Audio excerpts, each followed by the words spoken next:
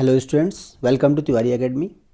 आज हम class 10th maths chapter 2 की एक्सरसाइज 2.1 करेंगे। इसमें हमें एक polynomial function P x given है जिसके नंबर ऑफ जीरोस फाइंड करने हैं। यहाँ 6 ऑप्शंस गिवन है, 6 ग्राफ की फॉर्म में 6 ऑप्शंस गिवन है। किसी भी पॉलिनोमियल फंक्शन पी एक्स के नंबर ऑफ जीरोस वो होते हैं या जीरोस वो पॉइंट्स होते हैं जहाँ वो एक्स एक्सिस को इंटरसेक्ट करता है। फॉर एग्जाम्पल फर्स्ट पार्ट में ये एक्स एक्सिस पे कहीं भी इंटरसेक्ट नहीं करता है। इट मीन्स इसमें नंबर ऑफ जीरोस जीरो होंगे, कोई भी जीरो नहीं है इसका। सेकंड केस में अगर देखें तो सिर्फ एक ही पॉइंट पे, इस पॉइंट पे इंटरसेक्ट कर रहा है। इट मीन्स इसमें नंबर ऑफ जीरोस 1 है। थर्ड को पार्ट में देखो, अगर इसमें तो देखो 1, 2 और 3, 3 डिफरेंट पॉइंट्स है जहाँ पे इंटरसेक्ट कर रहा है, तो इसमें नंबर ऑफ जीरोस 3 है। ऐसी फोर्थ पार्ट में अगर देखें तो फोर्थ पार्ट में ये फंक्शन एक यहाँ पे इंटरसेक्ट कर रहा है और यहाँ पे, तो इसका मतलब इसके नंबर ऑफ जीरोस 2 हैं। फिफ्थ पार्ट में 1, 2, 3 एंड 4, इसके टोटल नंबर ऑफ जीरोस 4 हैं। और सिक्स पार्ट में 1, 2, 3, इसके 3 हैं। अब हमें ध्यान ये देना है कि नंबर ऑफ जीरो सिर्फ वो पॉइंट्स हैं जो एक्स एक्सिस पे हैं, एक्स एक्सिस पे इंटरसेक्ट करता है ये फंक्शन। वाई एक्सिस के पॉइंट्स को काउंट नहीं करना, इन पॉइंट्स को हम काउंट नहीं करेंगे क्योंकि ये function P x function x का फंक्शन है। तो सिर्फ हमें वो देखना, वो पॉइंट्स ढूंढने हैं जहाँ पे एक्स एक्सिस पे वैल्यू 0 है वाई की। एग्जाम में 2 तरह के क्वेश्चन आते हैं, एक वो जहाँ नंबर ऑफ जीरोस फाइंड करना है और दूसरा वो जहाँ हमें जीरोस फाइंड करने हैं। इनकेस अगर हमें जीरोस फाइंड करने हैं तो देखो सेकेंड पार्ट में अगर हम इसमें जीरोस फाइंड करने होते तो इस क्वेश्चन में ये किस पॉइंट पे इंटरसेक्ट कर रहा है वो इसका 0 होगा, 1, 2 एंड 2.5। इसमें अगर हम 0 फाइंड करते हैं तो 0 की वैल्यू होगी x equal to 2.5। Zeros find करना मतलब वैल्यू ऑफ x फाइंड करना at which it is the function is 0, और number of zeros in how many points the function is 0। तो नंबर ऑफ जीरोस और जीरोस फाइंड करने, इसमें कोई confusion नहीं होनी चाहिए। आज हम क्लास 10th के एक्सरसाइज 2.2 करेंगे। इससे पहला क्वेश्चन है, find the zeros of the following quadratic polynomials and then verify the relation between zeros and coefficient. Normally कोई भी क्वाड्रेटिक पॉलिनोमियल एक पर्टिकुलर स्टैंडर्ड फॉर्म में होती है, ax² plus bx plus c। हम पहले जितने भी क्वेश्चंस गिवन हैं, जितने भी पार्ट्स गिवन हैं, उनको इस स्टैंडर्ड फॉर्म में कन्वर्ट करेंगे और फिर हम देखेंगे कि इनका जो रिलेशनशिप है कोएफिशिएंट्स का, coefficients means A, B and C का रिलेशनशिप इनके जीरो से मैच करता है कि नहीं करता। हम इस इक्वेशन को एक सेपरेट रख लेते हैं, बार बार इसी इक्वेशन से हम टैली करते रहेंगे। ये इक्वेशन हमारे पास यहाँ आ गई और हर क्वेश्चन को हम सिर्फ इसी से टैली करेंगे कि इससे मैच कर रही है कि नहीं कर रही है। हम फर्स्ट पार्ट को देखते हैं। फर्स्ट पार्ट में है x² माइनस 2x माइनस 8। अगर इसको हम फैक्टराइज करते हैं, ऐसे 2 नंबर लेने हैं जिनका डिफरेंस 2 हो लेकिन उनका प्रोडक्ट -8 हो।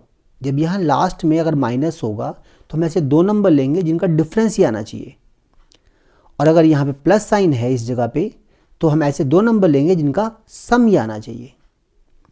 अभी यहाँ पे लास्ट में -8 गिवन है तो इसलिए हम इसमें लेंगे ऐसे 2 नंबर जिनका डिफरेंस 2 हो।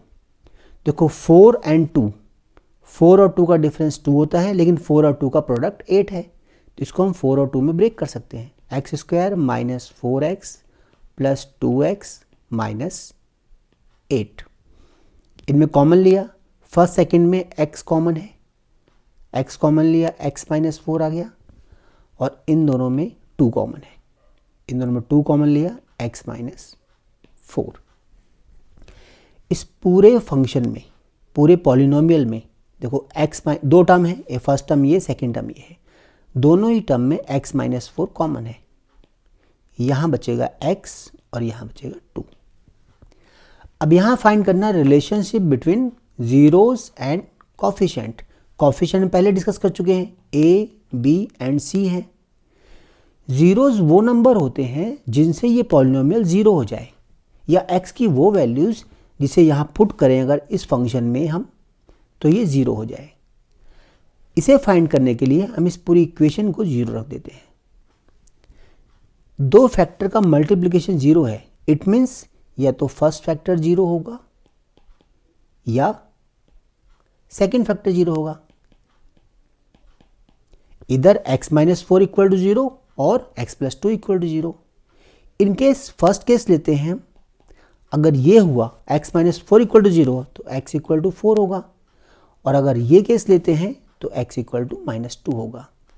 तो फाइनली हमारे पास दो नंबर आ गए, इसके दो जीरोज आ गए। नॉर्मली हम जीरोज को अल्फा और बीटा से डिनोट करते हैं, तो लेट अल्फा इक्वल टू 4 आ गया and beta equal to minus 2 आ गया। अब हमें यहाँ पे रिलेशनशिप को जीरोस के साथ कंबाइन करना है, इनको वेरीफाई करना है। देखो हमें ये वेरीफाई करना है कि alpha plus beta equal to minus B by A होता है और alpha beta C by A है। Sum of zeros alpha plus beta minus B by A के इक्वल होगा and product of zero C by A के equal होगा। हम सभी क्वेश्चंस में इन्हीं को वेरीफाई करते रहेंगे, इन्हीं प्रोडक्ट को। तो इसको हम एक सेपरेट वे में यहाँ पुट कर देते हैं ताकि हर बार हम क्रॉस चेक करते रहें इसको। अब हम वेरिफिकेशन करते हैं। इस फर्स्ट पार्ट के केस में अल्फा 4 है और बीटा माइनस 2 है, then alpha plus beta equal to minus 2, 4 plus 4 minus 2 that is 2, और minus B by A equal to, देखो b हमारा माइनस 2 है तो माइनस ऑफ माइनस 2 और a यहाँ पे 1 गिवन है, 1 दैट इज 2।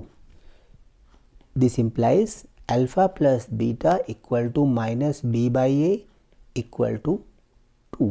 तो फर्स्ट पार्ट हमारा वेरीफाई हो गया। और अब करते हैं हम सेकेंड पार्ट को।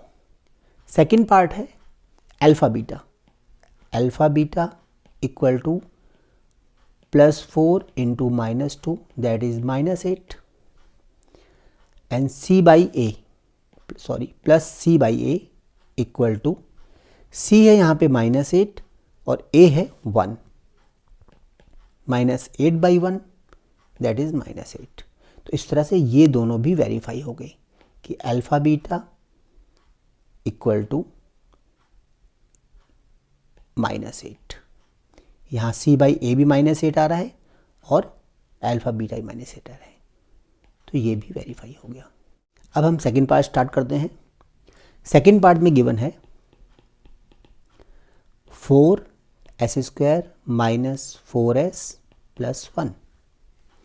अब यहाँ पे देखो लास्ट में प्लस गिवन है, हमें ऐसे दो नंबर एज्यूम करने हैं जिनका एडिशन 4 आए लेकिन मल्टीप्लिकेशन 4 इंटू 1 के इक्वल हो, मतलब एडिशन भी 4 हो और मल्टीप्लिकेशन भी 4 हो।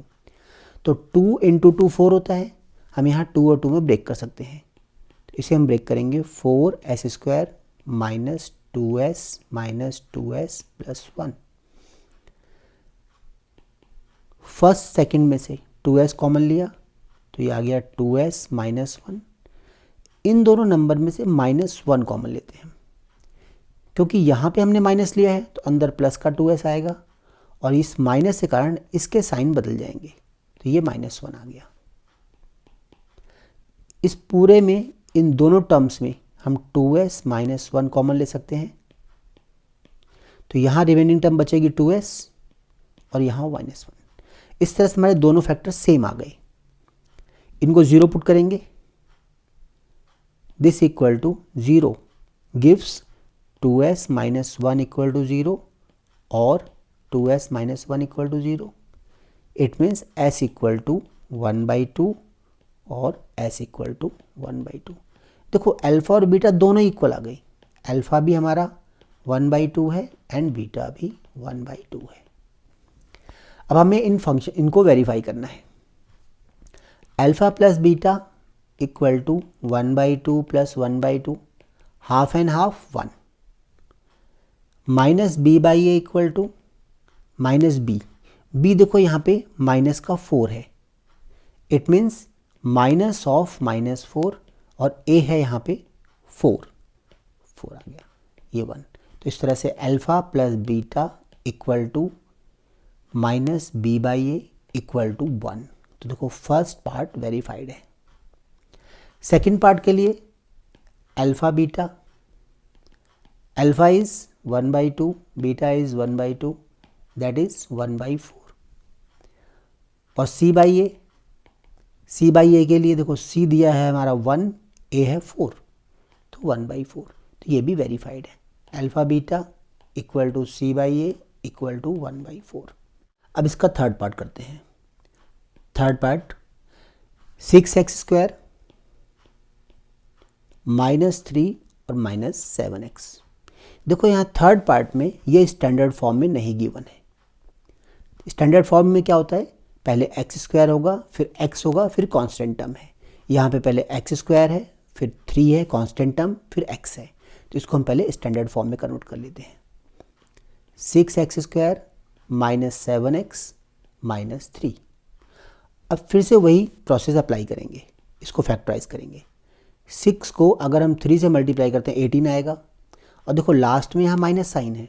तो ऐसे दो नंबर एज्यूम करो जिनका डिफरेंस 7 हो लेकिन मल्टीप्लाई करने पे 18 आए। 9 and 2, 9 2 जा 18 और 9 - 2 7। तो इसको -9 + 2 में ब्रेक कर सकते हैं हम।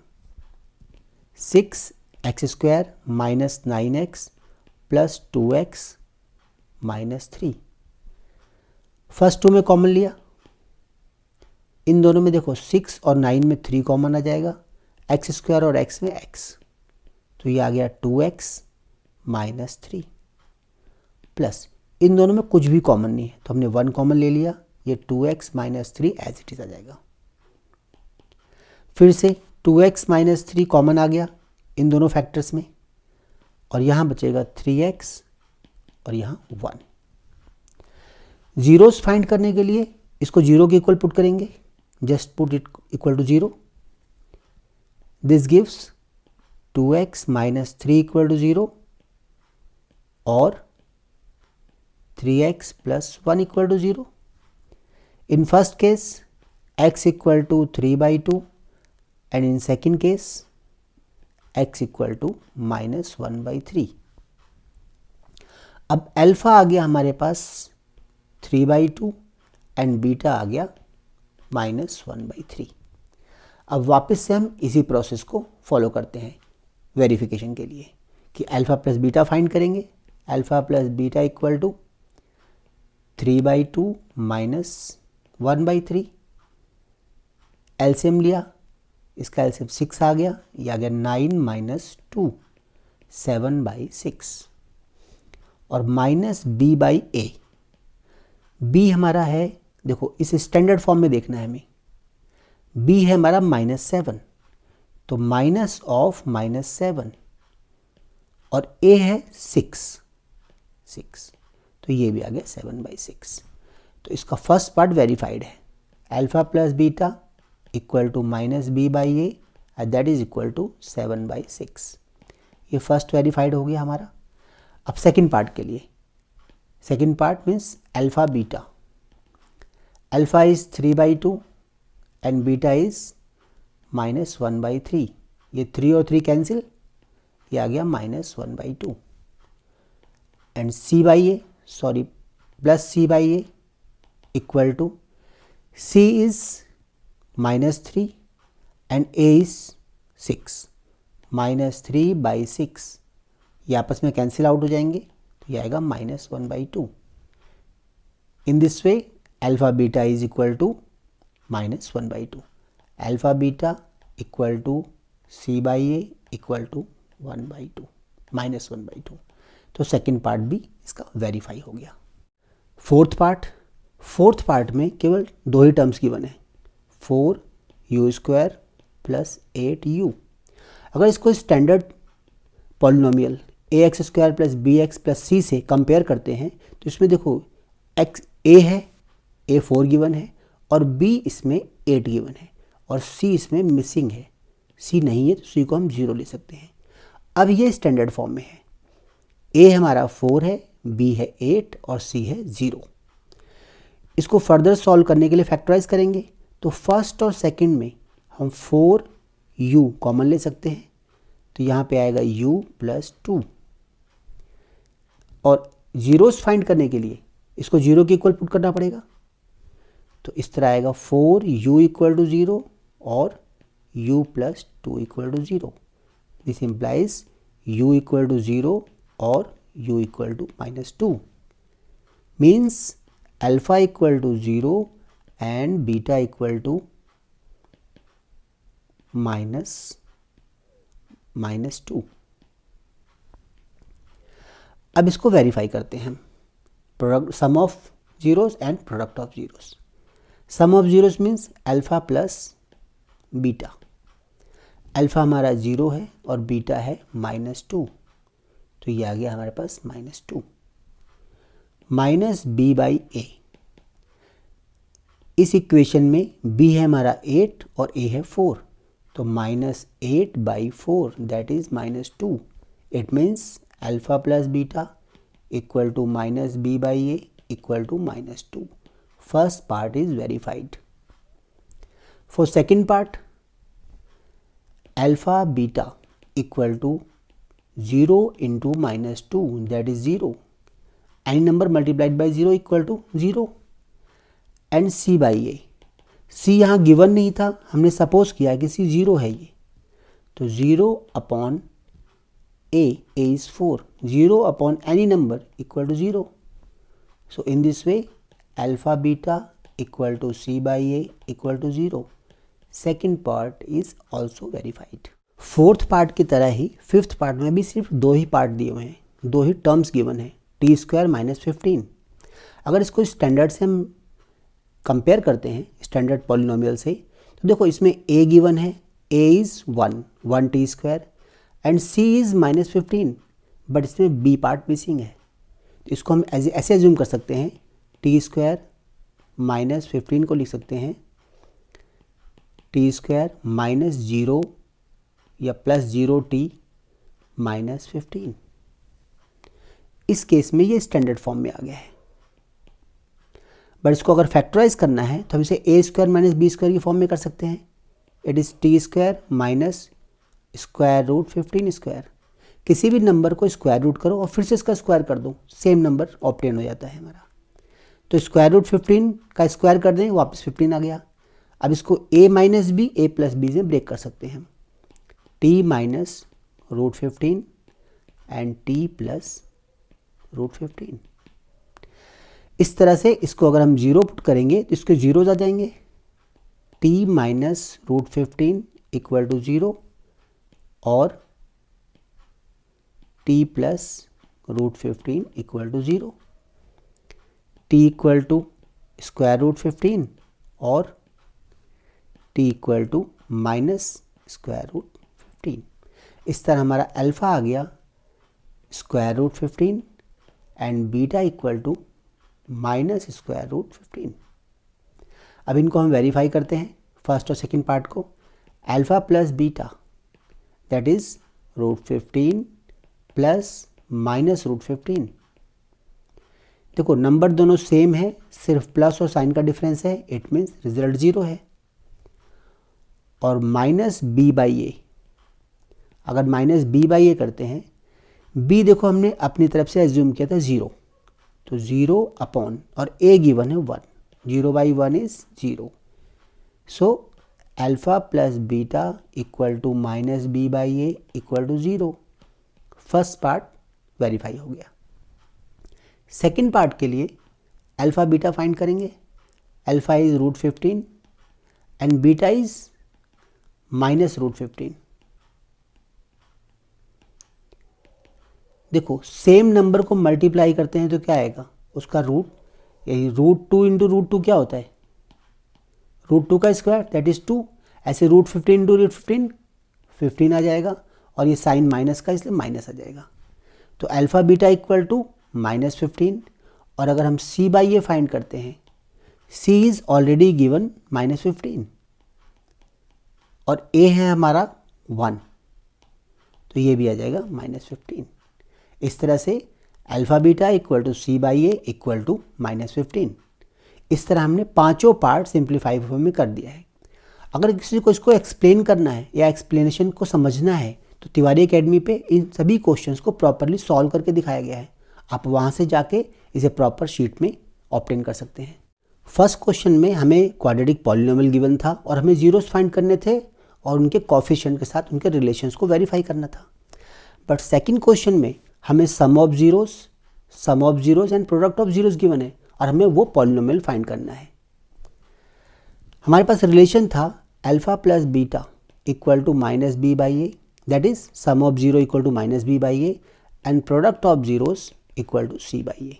ये रिलेशन हमने फर्स्ट में वेरीफाई किया था, मतलब ये ट्रूथ है।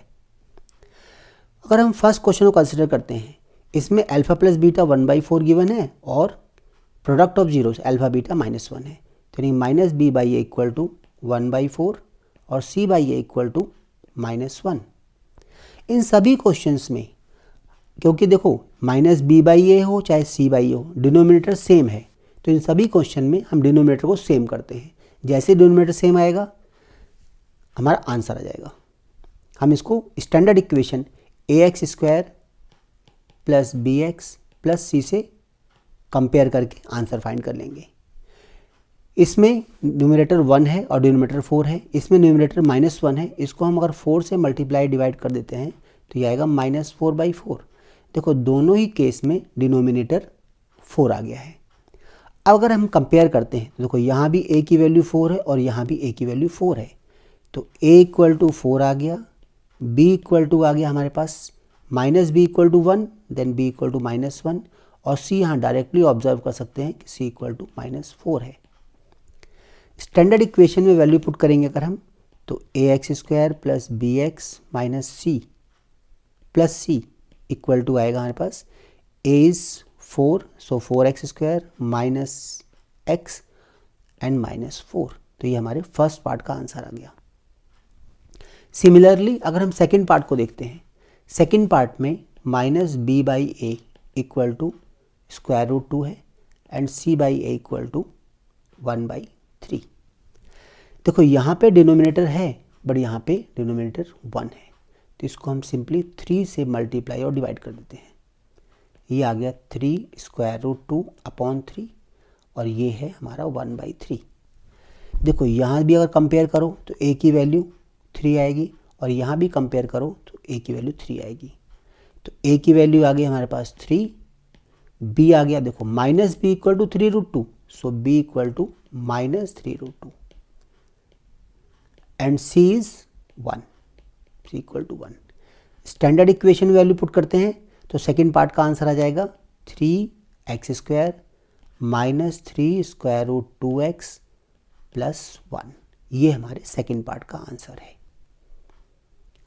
अगर आप थर्ड पार्ट को देखते हैं, थर्ड पार्ट है 0 and 5, alpha plus beta that is -b by A equal to 0 and alpha beta c by A equal to √5।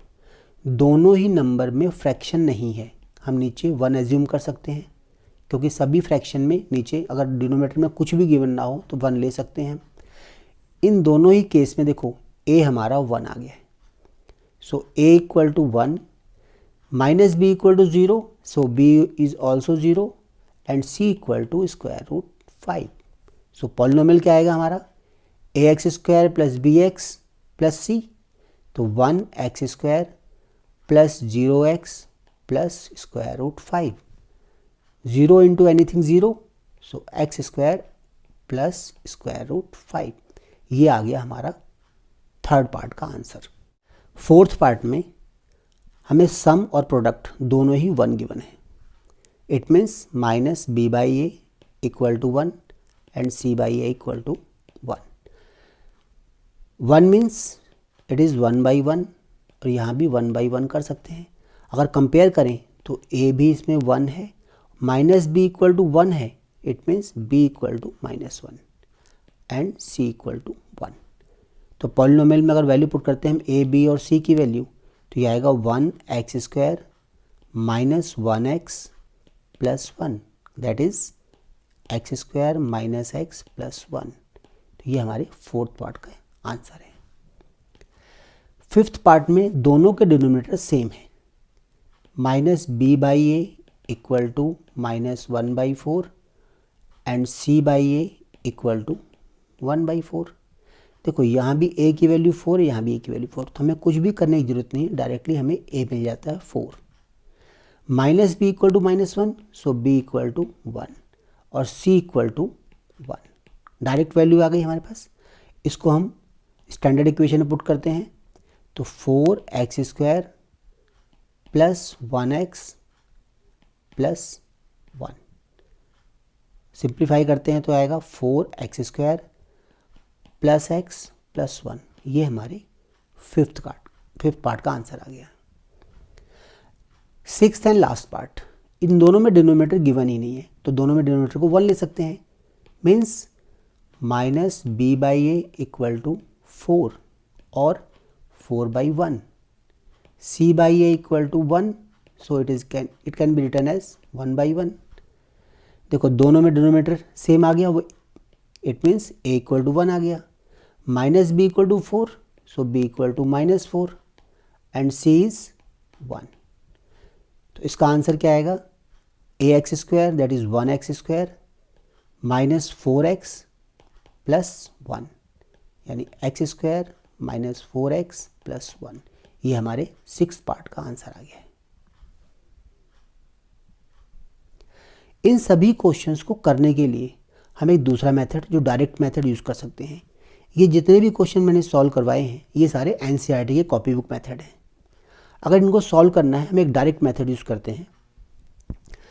किसी भी पॉलिनोमियल की अगर हमें सम ऑफ जीरोज और प्रोडक्ट ऑफ जीरोज गिवन है, तो हम डायरेक्ट फॉर्मूला यूज़ करते हैं, polynomial px equal to x² minus sum of zeros x plus product of zeros.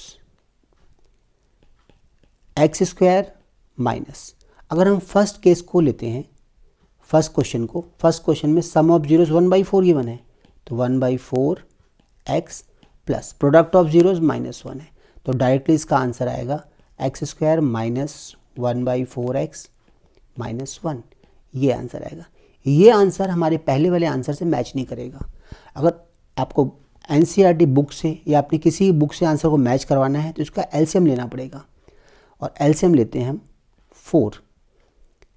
4x² minus x minus 4। इस 4 को हम एक कांस्टेंट सपोज करके अलग से ले सकते हैं, k 4x² minus x minus 4, यानी इस आंसर को इस फॉर्म में भी लिख सकते हैं, where k is any real number. तो स्टूडेंट चाहें तो इस मेथड को भी अप्लाई कर सकते हैं, बट वहाँ पे जब फाइनल आंसर आएगा तो वहाँ पे ये मेंशन करना पड़ेगा कि k कोई भी रियल नंबर हो सकता है।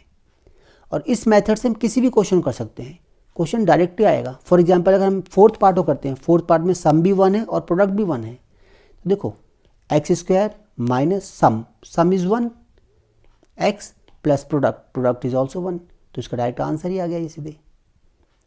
बट जो मैंने क्वेश्चन सॉल्व करवाया है वो NCERT मेथड है। ये सारा मेथड जितना भी मेंशन किया हुआ ये NCERT में गिवन है। अगर NCERT मेथड करना ऐसे कर सकते हो, शॉर्टकट मेथड यूज़ करना तो आप इस पे यूज़ कर सकते हो। बट ये मेथड स्टैंडर्ड फॉर्म में हरदम क्वाड्रेटिक इक्वेशन में अप्लाई करते हैं, किसी पॉलिनोमियल में अप्लाई नहीं करते हम। तो कोशिश करें स्टूडेंट कि प्रीवियस जो मेथड कराया था उसी को अप्लाई करें। सेकंड वाले मेथड को हम सिर्फ आंसर टेस्टिंग के लिए अप्लाई कर सकते हैं।